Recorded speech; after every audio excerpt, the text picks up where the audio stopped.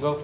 So now, in continuation of the first reporter, let's move on to the next topic. So, what should go into student grading? So, the following are questions which an instructor may want to answer when choosing what will go into student's grade. So, first question is, should grades reflect absolute achievement level or achievement relative to others in the same class?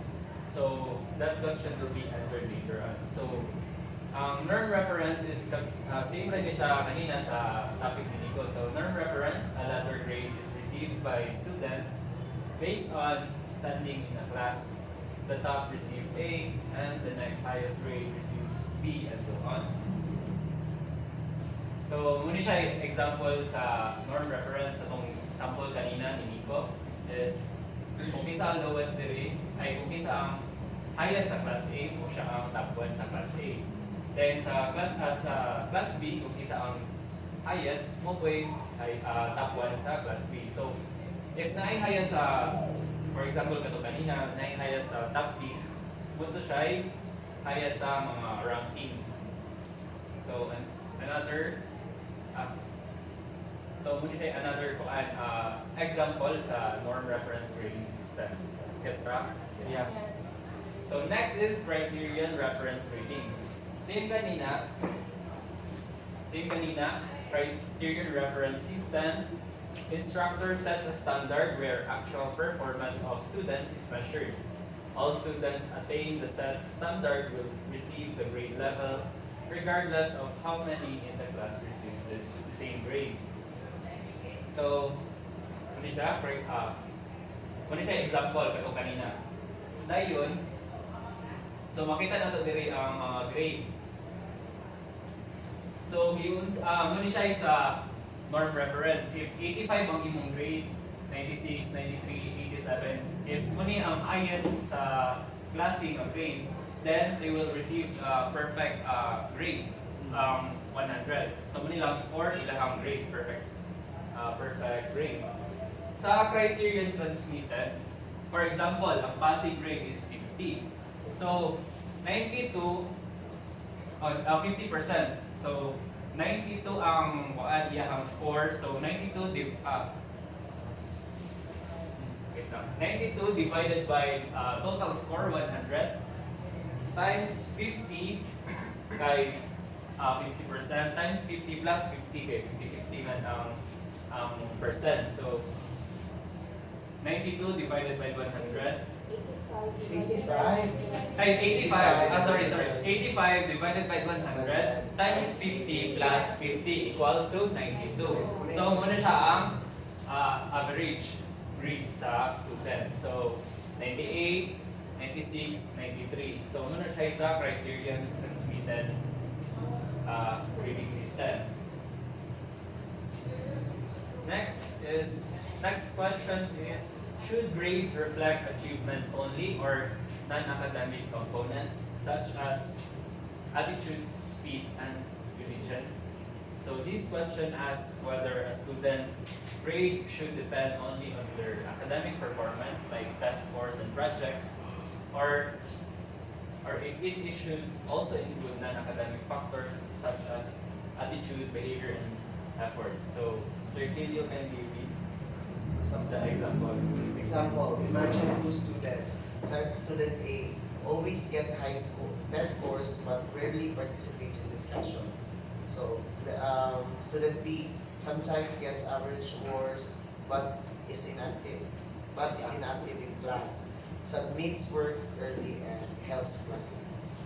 So, can the grade can include more than just test scores depending on the teacher's grading policy. Yes. Gets right? Yeah. Alright. So next question is, how can several grades and diverse skills combine to give a single mark? So this question focuses on how teachers combine different skills and performance areas into one final grade. So teachers often combine different performance components into a single final grade. For example, written work, nandira ka 40%, then 30% for the performance, and also 30% from participation and oral recitations. So this ensures that students are assessed on various skills, not just one. So muna siya, it is explained here that how weighting system work. So, or in physical education, a teacher might give another example siya, 50% for physical performance, 30% for written work, and 20% for attendance and effort. Dira? G. Yeah. So next, what is standardized test and test standardization? Erica, please read standardized test. Standardized test. A test that's designed to be given and scored the same way for all students. It follows a fixed scoring system and is often developed by testing experts, not individual teachers. Okay, so for example, aning standardized test is katong NAP or National Achievement Test. So test is designed to be given and scored the same way for all students. So tanan mga students ato sa whole Philippines ang nakadawat sa exam. Then it follows a fixed scoring system and is often developed by testing experts, not individual teachers. So ang mo kuan ato, ang score ato is ang mga experts dayon makatag sila og mga scores. Then pag-abot diri sa test standardization, so ang standardized test is the test alone. Yeah, test alone. Then test standardization, the process of making sure a test is reliable and fair for everyone. So test standardization means that before a test is used nationwide, it goes through careful testing, analysis, and revision. So expert looks at the test questions to make sure they are clear, valid, and measure what they're supposed to measure. So kaning test standardization, katong kuan, example katong National Achievement Test. Before na nila gi-proceed sa mga schools, nasa na sila gipili nga mga students nga mo take sa usa para malantaw nila o unsay need usbon, unsay need usbon sa mga questionnaires para makita dito, di ba? Ang ilahang gi-test kay makakuha og mga scores. So if gagmay ang scores, na sila dapat usbon. Yeah, revisions. Alright. So in short, then test standardization is the process of making a standardized Yes. test. Next. Bracket 5. So muna siya example. Kindly read through second. Standardized test and test standardization. Example, the Department of Education wants to create a new national achievement test for grade 10 students. So before they give it to everyone, they first test it on a smaller group of students across different regions. They analyze the results. If one question is too difficult or misunderstood by most students, they revise or remove it. Only after all questions are validated will they use the test for the entire country. Thank you. So next. Now let's go to the averaging and cumulative systems of grading. So what is averaging system? In the averaging system, the final grade of the student is simply the average of the grades from each grading period. This means every grading period is treated equally. Each one has the same weight or importance. So for example, a student of the following grades. So in first grading, a student nakakuha of 80, second grading 90, third grading is 85. So to get the final grade, we just simply add them up and divide by 3 kay para makuha ang fourth grading grade. So 80 plus 90 plus 85 equals 85. So the student final grade is 85. Ano na siya ka-simple sa averaging system? Go. Yes. So cumulative and averaging system of grading. So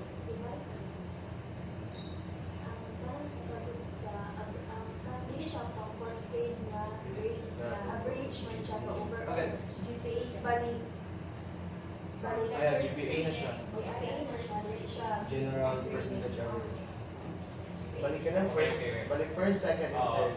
If mo siya Ikaw, i-compute, kung ano mo i-average, mo na siya ang 85. So, kanang 85, mo pa na yung performance based during based, first, second, and for third. the previous. So, ang fourth grading is to be, ano pa, is to be processed and to be graded pa. Yan. Yeah. So, hindi siya example kanina. Then, sa cumulative system, in the cumulative system, some grading periods are given more weight than others.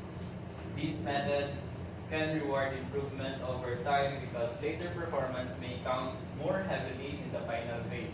So, mo ito yung yung kanina nga. GPA pa to siya. GPA.